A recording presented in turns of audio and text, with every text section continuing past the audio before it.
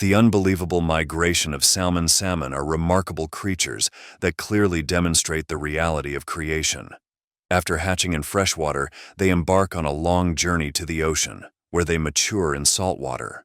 Later, they swim thousands of miles upstream, remarkably navigating their way back to the exact tributary where they were born, without getting lost, to spawn in the freshwater source of their origin. All salmon are born in streams, emerging from the eggs laid by their mothers. Newborn salmon have a yolk sac attached beneath their bellies, which provides them with the nutrients necessary for growth in their early stages. Newborn salmon feed on the yolk sac until they get big enough to look for food. Approximately a year later, thousands of salmon begin their migration down the riverbed. That is their first journey. Finding the place where this river flows into the sea is the biggest problem awaiting them, because they will follow the same route years later and come to the fresh water where they were born and will spawn there. Salmon, which spend most of their adulthood traveling in the ocean, reach their destination, that is, the Pacific Ocean, after months.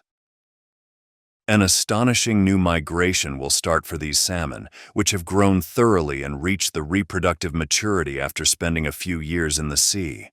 Their first challenge is to navigate across the sea and locate the river's estuary where it flows into the ocean. However, all salmon easily find the place where the river flows into the sea on the first try. Nevertheless, a bigger problem awaits them after that. The salmon then begin swimming upstream in the same riverbed they once traveled to reach the sea years earlier, now battling the current. They struggle against the strong current of the river in the opposite direction of the stream. With incredible effort, they overcome seemingly impassable obstacles, even leaping several meters to ascend low waterfalls. The salmon, which have to pass through shallow waters in this journey, move toward their destination steadfastly, without getting tired despite the birds, bears, and several wild animals waiting to hunt them.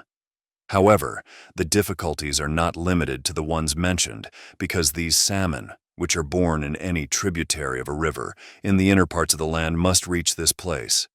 As the river branches into multiple tributaries, the salmon must not only swim against the current, but also avoid predators and navigate the correct path. Let us think about it. You were born in a house in a street in a neighborhood of a city. When you grew up a bit, you left the house, walked for days, and traveled 4,000 kilometers away from home. After many years, you wanted to return to the house where you were born. Do you think it is possible for you to remember each of the streets that you passed through only once when you were young and to return home? Scientists who conducted extensive research to understand how salmon make this remarkable journey concluded that salmon navigate by smelling. Each body of water, each river, has a distinct scent. Young salmon memorize these unique smells during their first journey toward the sea. On their return journey, they rely on these memorized scents to locate their birthplace. Now we ask, who put the nutrients necessary for the newborn baby salmon to grow in the sac in the form of an egg yolk under their bellies? Who, in His mercy, took this precaution for them before they were even born? Why don't salmon remain in the rivers where they were born, instead of swimming thousands of kilometers to the sea? Migration raises fundamental questions of why and how. How do the salmon decide to migrate? How do they plan such a journey? How do they know where to go, even though they have never made any journey before? When these complex actions clearly involve attributes such as knowledge, will, and power, can we truly deny the existence of a higher power that creates and guides these fish, instead of attributing these qualities to the fish themselves? What deniers call instinct is in fact Allah's guiding and driving them. Deniers have described all these attributes as an instinctive feeling, so as not to ascribe them to Allah. Yet, the origin of this so-called instinct remains unanswered. Why do salmon put up with such great hardship to reach their goal with a long and troublesome journey to the place where they were born, despite the currents, waterfalls, and enemies that encounter them after they grow and reach adulthood? Moreover, they undertake this journey not for their own benefit, but solely to lay their eggs in the same waters. Who instilled compassion and mercy within these salmon, lifeless, unconscious forces or mere blind chance? How does each salmon find their way without confusion in this unbelievable journey?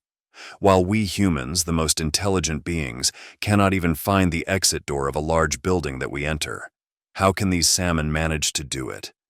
Do not claim it is purely through smell, for it is inconceivable to navigate a 4,000-kilometer route based solely on scent. Even if we, as intelligent beings, were given such an acute sense of smell, could we navigate and complete this migration successfully? Of course not. We would not be able to complete such a migration without tools like a map, compass, or GPS. Who endowed them with the sense of smell and memory that helps them navigate? Could causes lacking attributes such as knowledge, will, or power have done this? Through their creation and miraculous life journeys, salmon clearly demonstrate that it is Allah who creates and guides them. The salmon themselves are the cause, while the extraordinary feats they accomplish are the effect. If the cause is simple and the effect is perfect, the cause cannot be the doer. The remarkable actions of these fish could even lead the most stubborn individuals to acknowledge the existence of Allah, who teaches and guides them in their duties behind the scenes.